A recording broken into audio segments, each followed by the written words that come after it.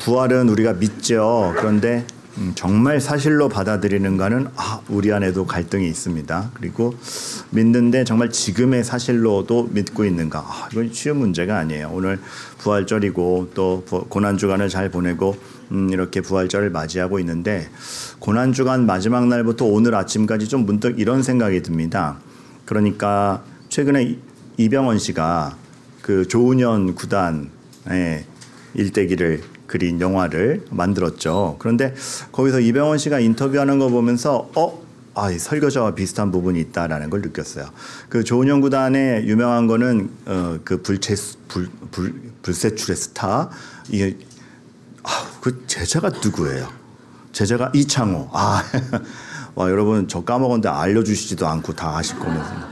이창호 구단을 키워낸 것이 또 조은현 구단의 굉장히 큰 공로 중에 하나죠. 그런데 그렇게 빨리 이창호 구단이라는 자기 제자에게 질 줄은 몰랐습니다. 아기 때부터 데려다가 자기 집에서 키운 제자인데 그렇게 빨리 따라잡힐 줄도 몰랐고 그렇게 준비되지 않은 데 질 줄 몰랐습니다.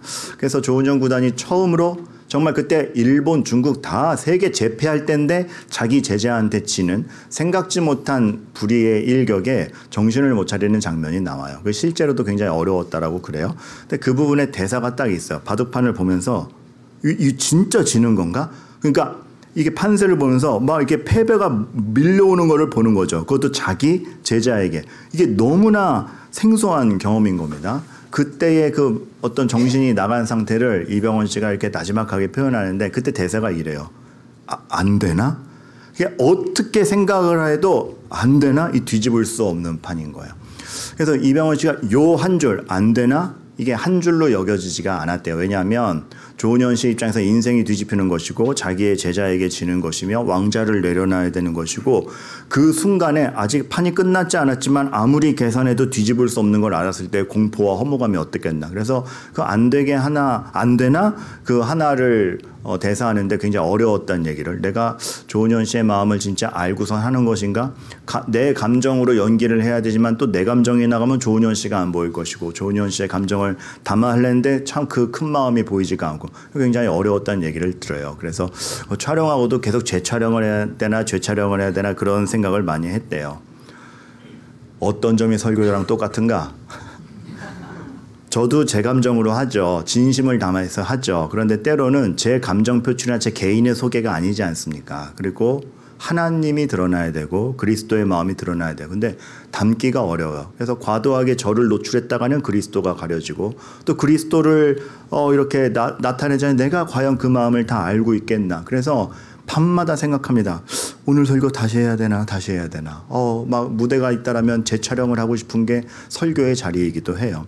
그만큼 우리들이 예수님을 알고 표현한다라는 건 굉장히 담아내기 힘든 부분입니다. 그런데 제가 오늘 여러분께 부탁드리고 싶은 거는 좀 금요일 날 마지막 날 그 집회도 너무 어려웠어요. 왜냐하면 그 고난과 십자가를 담아낼 수가 없어서 지금도 마찬가지예요. 그런데 여러분께 부탁을 드리기로는 여러분의 삶과 여러분의 믿음과 여러분의 기도와 여러분의 찬양과 단지 한 개인의 설교자의 음성을 통해서가 아니라 연속적으로 모든 것이 하나가 되어서 우리가 이 그리스도를 교회가 최대한 담아내고 또 알아갔으면 하는 생각입니다. 그래서 여러분들 정말 여러분들이 주체가 되셔서 그리스도와 한몸됨을 아시고 그리스도를 담는 가운데 이 예배를 드릴 뿐 아니라 이후의 삶이 되시기를 바랍니다. 오케이? 그래요. 근데 지금 말이 마치 결론 같았죠. 그래서 지금 끝내면 좋겠죠. 그러나 이제 시작입니다. 오늘 그렇게 부활에 대해서 얘기를 할 거예요. 근데 부활이 되면은 참 제 주변에 이거 묻는 사람 많아요. 부활을 믿느냐, 정말 믿느냐, 그게 어떻게 믿어지느냐. 친구 중에서 믿지 않는 친구들이나 또 이렇게 특히나 이렇게 과학계에 종사하는 친구들이나 친척들은 많이 물어봐요. 박 목사, 이거 부활 믿어? 어떻게 믿어? 왜 믿어? 저는 돌려주는 질문이 있습니다. 부활을 믿느냐라고 물어보면 제 나름대로 돌려주는 질문이 그러면 왜 믿지 못하시나요? 그러니까 왜 믿냐라고 묻는 것만큼이나 믿지 못할 근거가 뭐냐라고 딱 얘기를 해요. 그러면 돌아오는 답이 상식적으로 말이 안 되지 않느냐. 합리적으로 생각할 때 말이 안 되지 않느냐. 자, 여기부터가 중요합니다. 그러면은 제가 또 되돌려주는 질문 중에 하나가 합리와 상식이라는 건 인간이 가지고 있는 기본 틀로서 너무 중요한 겁니다. 그런데 상식과 합리라는 걸 만들어진 건 어쨌거나 우리의 경험 안에서 동의되는 것들이 만들어지는 것이죠. 그렇죠? 그것이 모든 것을 설명하는 건가? 전 되묻고 싶은 거예요. 나도 상식이 중요하고 합리가 중요하고 믿음이 좋은 만큼 더 상식적이어야 되고 믿음이 좋은 만큼 하나님이 주신 합리와 논리를 잘 활용해서 정말 합리적인 사람이 돼야 된다라고 믿는다. 상식과 합리는 중요한 기반이고 이 세상을 깃을 잡고 세상을 파악하는 중요한 툴이지만 저는 이렇게 얘기하죠. 모든 것을 볼 수 있는 수단은 아니다라고 얘기를 하는 겁니다. 그러니까 우리가 납득하고 우리가 이해하는 것 내에서의 설명이지, 그러니까 중요한 기반이지만 우리를 보장하는 기반은 아니고 아주 중요한 기반이지만 모든 것을 볼 수 있는 기반은 아닌 것입니다. 상식과 합리라는 것이 우리의 경험 안에서 주어지는데 그래서 비상식적이고 비합리적인 거는 굉장히 민폐가 되는데 제가 지금 말씀드리는 것은 상식과 합리라는 우리의 경험을 넘어서서 벌어지는 일이 너무나 많지 않습니까? 오히려 상식과 합리를 넘어서서 생각하고 상상하는 사람이 더 풍성하고 더 넉넉하며 더 바른 것을 추구하고 있고 그 사람을 이끄는 무엇이 있다라고 한다면 오히려 넘어서서 그걸 같이 바라봐야 되는 건 아닌가. 전 그런 제안을 드리고 싶은 것이죠. 그러니까 여러분, 저는 지금 비상식과 비합리를 얘기하는 게 아닙니다. 굳이 단어를 만들자면 초상식과 초합리를 얘기하는 겁니다. 그러니까 아브라함이 믿음의 선진들이 모든 사람들이 한 행동이 어떻게 보면 어떻게 그런 결단을 해? 상식과 합리를 벗어나요. 하지만 그들이 상식과 합리를 무너뜨린 게 아니라 우리의 경험으로 만들어지는 이 공동 토대보다 더 높은 우리의 경험으로 다 설명할 수 없는 것에 대하여 하나님이 뭐라고 얘기하시는지를 보자. 이 영역을 우리는 믿음으로 받아들여야 된다는 거죠. 여러분, 사실 우리 경험을 넘어선 거에 대해서 우리는 판단할 능력도 근거도 없습니다. 우리는 딱 우리의 시야에 들어온 것 안에서의 모든 판단과 근거지 그것 넘어서는 것에 대해서는 사실이냐 아니냐조차도 받아들일 뿐이지 판단할 근거는 우리들에게 있지가 않아요. 그만큼 우리는 한 시대 내가 경험하는 거 안에서만 삽니다. 이제 이런 얘기를 드릴 수가 있어요. 저는 과학을 소중히 여깁니다. 과학이 가져다주는 그 부요함, 그 논리적인 체계, 그 프로세스는 사람을 굉장히 부요하게 만들었고 과학적으로 사고할 줄 아는 걸 배워야 돼요. 그런데 만에 하나 과학적이지 않은 것을 사실로 받아들일 수 없다라고 한다면 전 이렇게 항변하고 싶어요. 과학적이지 않은 것을 사실로 받아들일 수 없다는 말은 과학이 모든 걸 설명할 수 있다는 얘기냐? 아니지 않느냐. 굉장히 중요한 툴이고 굉장히 좋은 연구 방법이긴 하지만 모든 걸 설명하진 않지 않느냐.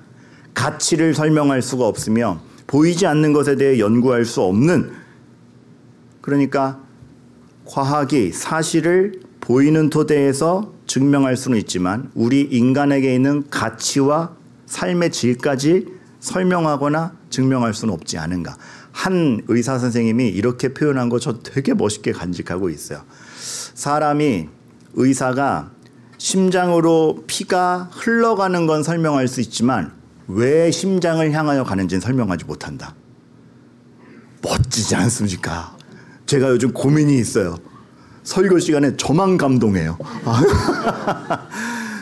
왜, 무엇이, 그 방향과 가치에 대해서는 합리와 논리가, 그리고 우리 단지 이 한 개인의 인간 이상을 벗어나지 못하는, 한 시대 이상의 사고를 벗어나지 못하는 우리가 그것에 대해서 다 파악할 수 없습니다. 그렇기 때문에 우리는 그걸 넘어서서 성경이 제시하는 하나님의 마음과 생각과 그리스도를 통하여 벌어진 사건에 대해서 한번 진중히 생각해 봐야 될 필요성을 느끼게 되는 겁니다. 저한테 근거가 뭐냐라고 물어보면 기초적으로 성경으로부터입니다. 성경의 기록은 믿을만 하냐라고 한다면 나중에 뭐 이렇게 아주 깊이 설명드릴 기회가 있겠지만 기본적으로 저는 그 기록이 그 예수님의 일생과 여러 가지 사도들의 서신이 예수님의 십자가형과 또 부활이 일어났다는 동시대 사람들의 목격자가 함께 살고 있는 시대에 사장되지 않고 그걸 뚫고 나와서 공증되었다라는 것은 누구도 부인 못할 사실에 대한 그 살아남음이 아닌가. 여기에서 오는 그 신뢰도와 여기에서 오는 가치를 우리가 만만히 볼 수 없는 것이죠. 여러분의 믿음이라는 것이 어떤 이성과 합리와 반대되는 것도 아니며 여러분의 믿음이라는 것이 비논리적인 것도 아닙니다. 있는 사실에 대하여 우리의 경험치를 넘어서는 하나님의 말씀. 그래서 다 납득지 못하지만 납득할 수도 없는 그 진리에 대해서 여러분들이 좀 함께 살펴봐 가시면 어떤가. 오늘 부활을 살펴보면서 이 본문을 보면서 우리의 마음가짐인 거예요. 오늘 본문의 배경을 보면 빈 무덤, 예수 그리스도가 무덤에 묻었는데 없어졌다. 그거를 기록한 겁니다. 당시 장례 문화에서는 십자가형을 당한 사람은 워낙에 악질적인 범죄자들이었기 때문에 달려서 그냥 동물밥이 되게 하거나 그 수습된 시즌을 뚜렷이 장례를 하지 않았습니다. 그런데 그렇게 누적이 되면서 너무 시대가 비굴해지니까 예수님이 살던 당시에 이렇게 문서들을 보면 그래도 누가 시신을 수습하겠다고 하면 덕의 차원에서 수습하여 정식 장례를 치르게 해라. 그 법령이 또 있었어요. 그것이 유효하다 보니 아리마대 요셉이 예수님의 시신을 수습했고 마태복음 27장 60절 같은 데 보면 본인이 가지고 있던 땅 소유 무덤에 예수님을 안치했던 것으로 보입니다. 그리고 그 안치된 곳에 정식 장례를 못 치렀으니까 안식일이 끝난 후 첫날, 그러니까 안식 후 첫날, 주일이 되는 것이죠. 오늘의 주일. 그래서 이 주일이 주의 날이요 부활이요 믿음의 날이 되는 것인데 이 주의 날에 찾아가서 정식 장례를 하려고 상품을 들고 갔는데 무덤이 빈 겁니다. 어떻게 된 것일까? 어떻게 된 것일까? 거기서 오는 당황, 거기서 왜 비었을까? 세마포는 어떻게 정리가 되었을까? 이러한 것들. 여기서부터 오늘의 본문이 출발을 하고 그 빈 무덤 자체가 주는 증거가 그냥 비었다가 아니라 굉장히 많은 것들을 생각하게 하는 것이죠. 그런데 여러분 저는 오늘 이 부활이 사실이냐를 변증하는 것 정도로 머물지 않으려고 합니다. 그 변증은 나중에 차후 아마 신앙 강좌 통해서 오히려 그런 디테일한 거는 공부 시간이 있을 것이고 오늘은 오히려 그러한 부활이라는 우리의 납득을 넘어서서 그냥 현장에 보여주는 말씀된 대로 이루어진 그 현장을 보고 부활을 확신하는 우리가 어떠한 삶으로 나아가야 되는지를 좀 보고자 해요. 그러니까 여러분들 어떻게 좀 마음에 기대가 되십니까? 아니면 기대는 할 테니 짧게나 해라 이겁니까? 어떻습니까? 아니면 여러분들의 오늘의 눈빛은 읽히지가 않습니다. 보통 딱 보면은 청중에 그날 마음이 읽히는데 오늘 읽히지가 않아요. 하여튼 중요한 것은 우리가 이 부활을 어떻게 보느냐입니다. 저는 박씨입니다. 쭉 올라가면 박혁거세가 원조입니다. 원조라고 그래서 좀 죄송하네요. 근데 박혁거세는 아래서 태어났습니다. 또 요것만 딱 타다가 편집해서 뿌리면 전 2단 되는 겁니다. 근데 여러분 왜 이걸 말씀드리냐면 저는 박혁거세가 아래서 태어났냐 아니냐가 그렇게 중요하지 않습니다. 왜냐하면 태어났다면 난 거고 아니면 아닌 거고 그것이 저의 존재감에 전혀 영향을 미치지 않습니다. 그렇기 때문에 그걸 증명하거나 그걸 반대하려고 목숨을 걸지 않습니다. 하지만 예수 그리스도가 마리아의 몸을 통해 이 땅에 오셨고 십자가에 죽으셨고 부활한 것은 너무 중요합니다. 그것은 옛날 이야기로 치부되지 않고 그것 때문에 저의 인생이 바뀌기 때문에 그렇습니다.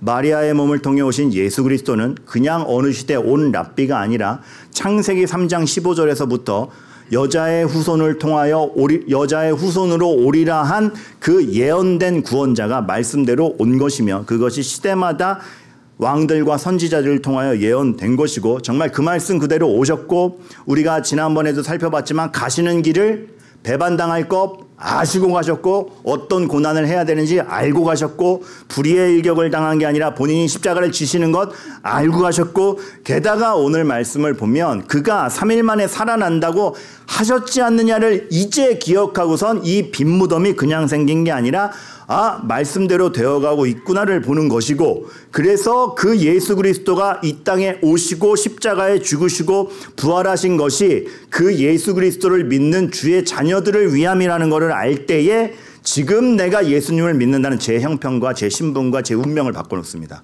그렇기 때문에 박혁거세와 달리 이 예수 그리스도에 대한 모든 기록과 증언과 그 사실성과 이 일은 저에게 너무나 중요합니다. 그런데 여러분 생각보다 이것이 믿는다 하면서도 우리에게 잘 사실로 들어오지 않고 오늘 본문을 봐도 예수님의 빈무덤을 보며 예수님이 하신 말씀을 기억하며 부활을 확신했던 게 아니라 첫 번째 모습은 의심, 불명확함, 혼란이었죠. 그렇죠? 이거 뭐지?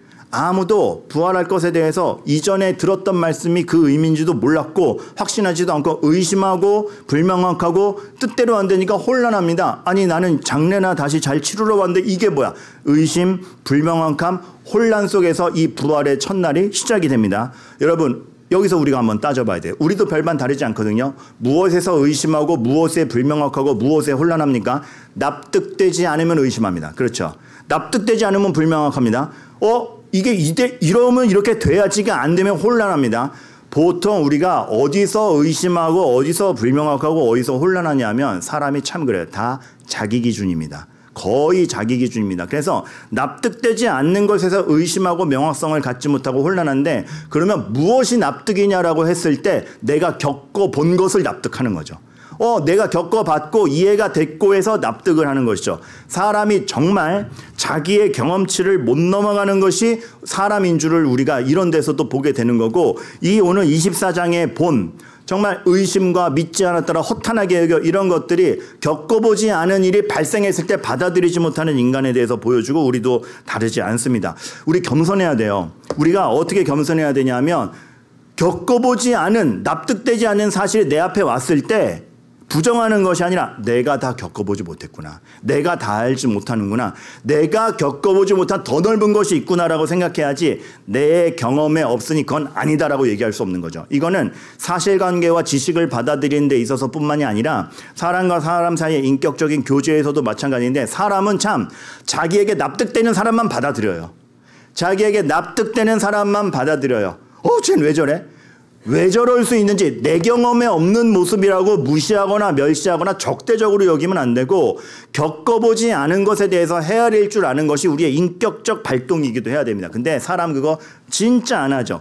그래서 여러분들 제가 오늘 첫 번째로 여러분께 말씀드리는 것 중에 하나는 부활을 통해서 정말 우리의 경험과 납득을 넘어선 부활의 사건을 통해서 우리가 다시 한번 상기해야 될 기본 자세 하나는 이겁니다. 우리에게 납득이 되는 것이 전부가 아니다는 걸 여러분 아셔야 돼요. 우리에게 납득이 되는 게 전부가 아닙니다. 우리에게 판단되고 우리에게 납득이 되고 우리에게 용납되는 게 이 세상의 전부가 아닙니다. 겨자씨 비유가 안 보인다는 거 아닙니까? 안 보인다는 거. 지금 뭐가 일이 벌어지는지 모르고 나한테는 납득이 안 된다는데 하나님은 하고 계신다 아닙니까? 왜 엘리야가 집어치우고 싶어서 납득이 안 되니까 납득이. 옛날 납득이 누구였죠? 조정석이었나요? 이게 하다 보니까 생각이 나가지고 납득이 안 되는 건 납득이 얼마나 조정석이 이거 항변했어요. 납득이 안 되니까. 여러분 납득이 안 되는 거야. 그러나 하나님이 엘리야에게도 보여주시지 않습니까? 역사는 이어질 것이고 네 눈에 보이지 아니하나 북이스라엘 왕을 세우고 아람 왕을 세우고 후계자를 세우면 어떻게 심판과 하나님의 공의가 서는지 보여줄 것이다. 그 하나님의 시선으로 넓힐 때 나의 경험치 안에서의 납득이 아니라 하나님의 해가는 것. 이거 보아가는 것. 믿음이라고 하는 겁니다. 그리스도 안에서 무엇을 해나가시는가? 왜 여러분 화가 나고 비참한가요? 왜 화가 나고 비참한가요? 납득이 안 되니까 화가 나죠.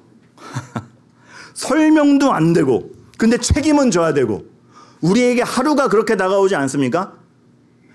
책임으로 주어졌는데 싫던 좋던 오늘 하루를 살아나야 되는데 설명도 안 되고 납득이 안 되고 내가 왜 이걸 겪어야 되나 싶고 생각지도 못한 일이 벌어지고 어디 우리 계산대로 되는 게 있습니까? 특별히 나 자신도 그렇지만 내 자녀도 내 가족도 뭐가 내 계산대로 되고 납득이 돼서 벌어집니까? 그냥 그렇게 된 건데 사고라는 게 납득이 돼서 벌어집니까? 합리적 구조에 의해서 벌어지니까 당하는 거 아닙니까? 화가 나고 비참하고 이해되진 않는데 책임을 못 주기 때문에 그런 거죠. 그런데 여러분 거기서 그 납득이 안 되는 우리의 현실에 우리의 지혜와 이해보다 크신 아버지 하나님께서 오셔서 우리의 삶을 그에게 묶으시니 그 감당 안 되는 현실이 그리스도의 십자가와 죽음도 생명으로 바꾸시는 그 구원의 길 안에서 우리에게 소망으로 바뀌는 거. 이거를 우리가 이 예수 그리스도의 필요성에 대해서 진짜 느껴야 돼요. 여러분 조은현 씨 아까 잠깐 이병헌 씨 얘기했는데 그가 연기한 조은현 씨. 그럼 조은현 씨가 아까 얘기한 이창호 구단에게 자기 제자에게 정말 집에서 이렇게 키워가며 키우던 그 제자에게 지면서 세계 제왕이었던 바둑계의 세계 제왕이었던 그가 하나하나 타이틀을 바뀔 때 뭐라 그랬는 줄 아세요? 누가 물었어요. 그때 심정이 어떻습니까? 그런 질문 많이 받았대요.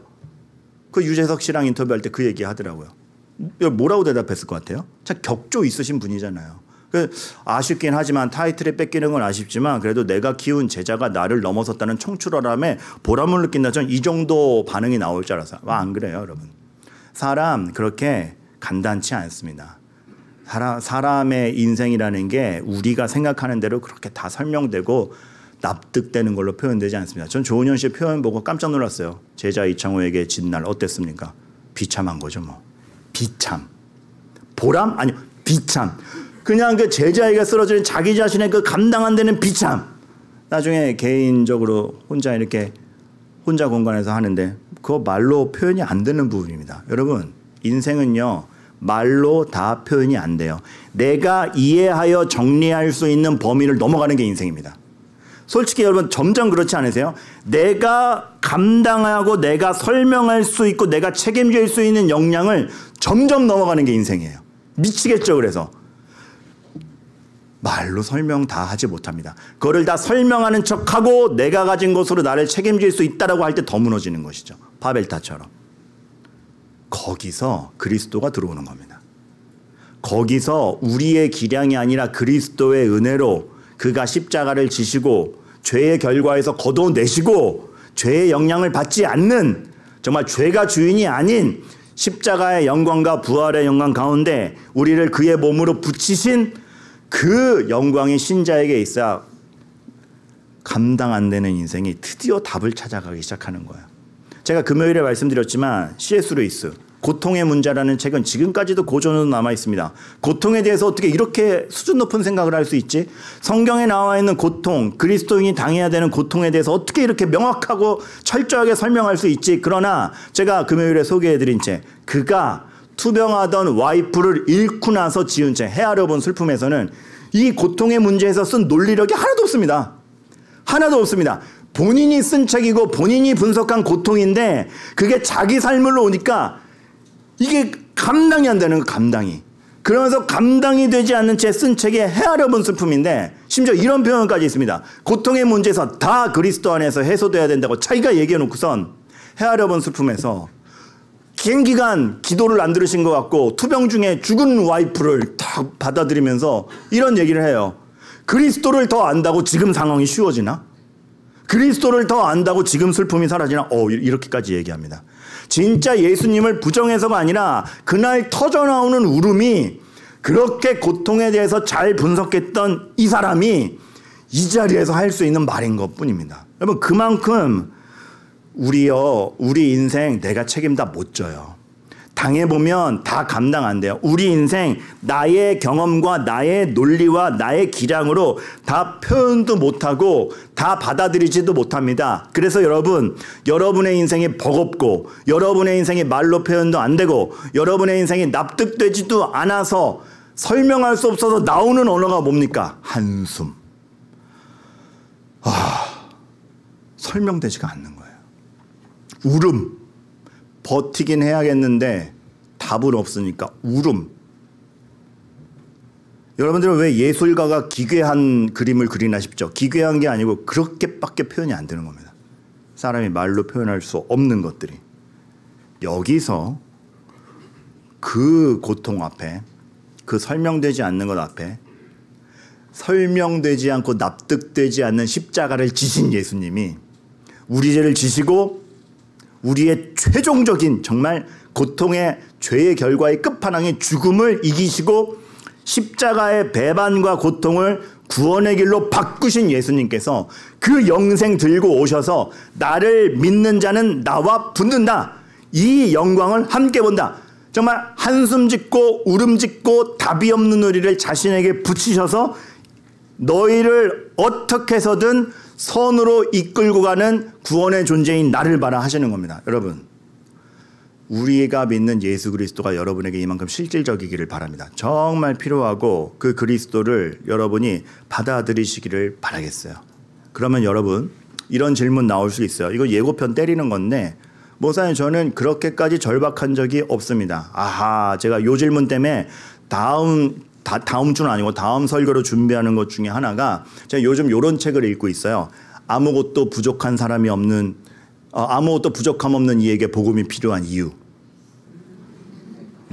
오늘 제 설교에 감동이 없는 분들 두고 봅시다. 네. 왜 필요한가? 필요해요. 저는 C.S. 루이스를 다시 만나면 만난 적이 없죠.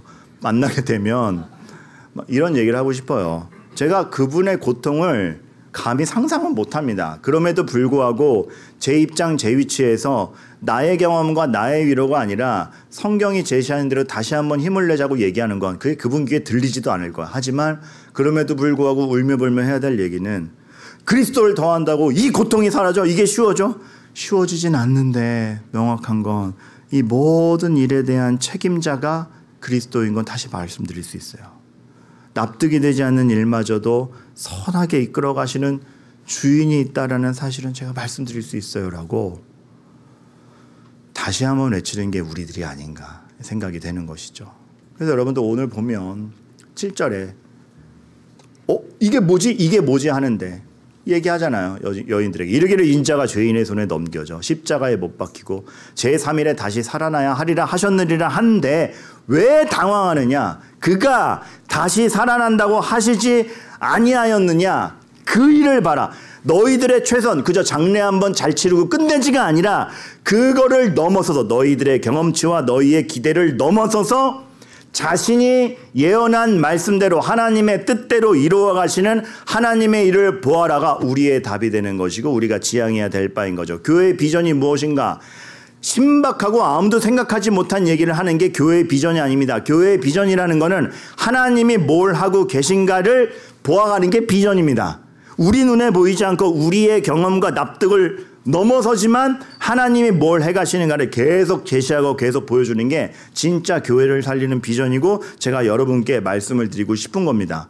목회와 설교라는 과목에서 내일 일을 염려하지 말라를 어떻게 주의하고 있느냐 교수님이 물어보셨어요. 그때 교수님이 이 말씀을 부활이라는 소망을 들고 우리가 생각할 때 염려 자체를 하지 말라는 뜻이 아니다. 우리가 어떻게 염려를 안 하냐. 그런데 뭐 때문에 염려하느냐? 네 뜻대로 안 돼서, 네가 납득하는 대로 안 돼서, 너의 정서에 반하여서 요거 못 가지면 어떻게 하지? 그 모든 것들이 널 불안하게 할 것 같아서. 그게 아니라 내일의 염려도 하나님이 내일을 장악하고 있다는 걸 알면 염려가 아니지 않느냐. 그러니까 쉬워진다는 얘기가 아니라 그 염려도 그 악함도 하나님이 장악하고 있는 현실이며 죽음을 부활로 바꾸실 수 있는 분이라면 주님이 장악한 내일에 내가 힘들지만 버텨볼 근거가 생기지 않느냐. 그 교수님이 이런 말씀하셨어요. 하나님 없는 세상에서 해가 오는 것이 얼마나 무섭냐. 근데 하나님이 계신 세상이라면 어둠이 와도 우리는 무섭지 않지 않느냐. 전 군대에 있을 때 아침에 눈 뜨는 게 정말 싫었어요. 해가 오면 기뻐야 되지 않습니까? 군대에서의 아침은 1, 2병 때 아침에 눈 뜨는 게 해가 뜨는 게 너무 징글징글했어. 해가 뜨자마자 종이 울리자마자 바로 시작되는 괴롭힘, 바로 시작되는 과중한 업무, 구타, 욕, 비인격적인 대우 그게 몰려오니까 하나님이 없는 것 같은 세상에서 해가 오는 거 너무 무섭습니다. 그런데 그 모든 것을 장악하고 있는 게 누군가? 하나님, 근데 선하신 하나님, 그 선함을 나에게 주시는 하나님, 그러기 위해 그리스도가 죽으신, 그리스도를 보내셔서 죽이신, 그래 부활하신 하나님이 내일을 장악하고 있는 걸 알면 어둠이 지속돼도 무섭지가 않죠. 이게 우리들의 해결점이 되기를 바라겠어요. 오늘 세례식도 있고 오늘 간증도 있어서 너무 길게 설교하지는 못합니다. 아시겠지만 아까 여러분 번호 마지막으로 본 번호가 몇 번이었어요? 1번. 설교는 3번까지 준비되어 있습니다. 안 할 거예요. 거기 왜냐하면 귀한 세례식과 그리고 여러 가지 위해서 안 하지만 그러나 여러분들이 이거는 아셨으면 좋겠어요. 이거 하나는 아셨으면 좋겠는 게 가장 중요한 건 전달이 됐고 그러한 여러분들의 납득을 넘어서는 그리스도의 십자가와 부활을 보면서 살아가실 때에 여러분 삶에 정말 지명하여 여러분들을 부르신 주님이 여러분의 개개인의 삶에 대해서 정말로 관심이 많으십니다. 베드로가 일어나서 무덤에 갈 때 사실 그 마음이 두근두근했을 거예요. 왜냐하면 베드로와 주님과의 마지막 추억은 뭐죠? 배반, 배신, 자괴감. 그래서 그 주님 죽고 끝났다라고 생각했는데 시체가 없어졌다, 다시 살아났다라는 소문이 있으니까 그걸 확인하러 가는 베드로의 마음은 굉장히 심란했을 거예요. 이상했을걸요. 여러분도 그렇잖아요. 여러분과 뭔가 해결되지 않은 응어리를 가지고 있는 사람이 해결되지 않은 채 막 딴 데를 돌아다니고 있다고 생각하면 되게 심란하잖아요.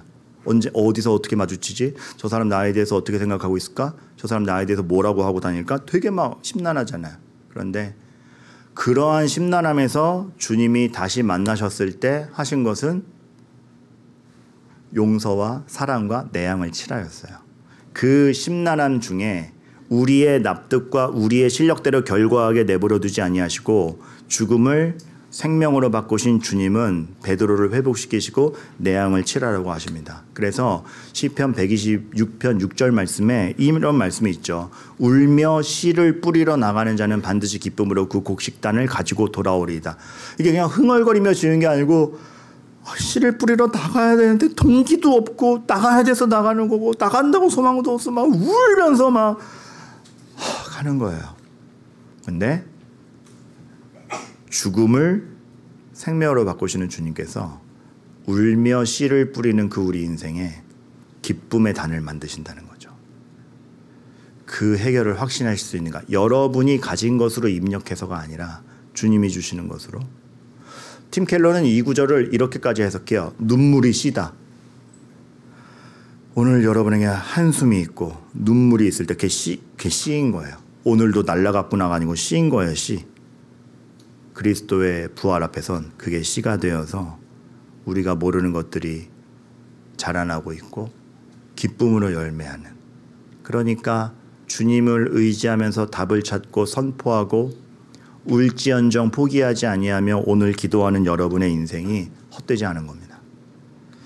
저는 이런 측면에서 좀 이따가 청년부 예배 때 사실 하려던 얘기였는데 작년 여러분과도 나눌 게 이러한 부활 소망을 여러분들이 정말 꿈꾼다라면 그런 얘기 몇 년 전부터 많이 하잖아요. 헬조선, 한국이 지옥이다. 떠나는 게 답이다. 아니요, 여러분들. 그 분석이 우리를 좌우하지 않아요. 그러니까 이러한 가운데 나 못 살겠다. 이러한 가운데 나 애 못 낳겠다가 아니라 부활 영광을 맛본 내가 비치고 내 자녀가 비치기 때문에 이 어둠 중에 우린 살아가는 겁니다. 주님을 바라볼 때 그런 작은 판단 하나부터도 바뀌는 것이죠. 그러한 소망이 우리에게 있기를 바라겠고 오늘 이 세례 현장은 그러한 주님을 믿음으로 고백하여 그 주님과 한몸됨이 공언되고 언약의 자손됨이 증명되고 하나님께서 여전히 구원의 역사를 펼쳐가신구나를 우리가 다 함께 보는 목격의 자리인 것입니다.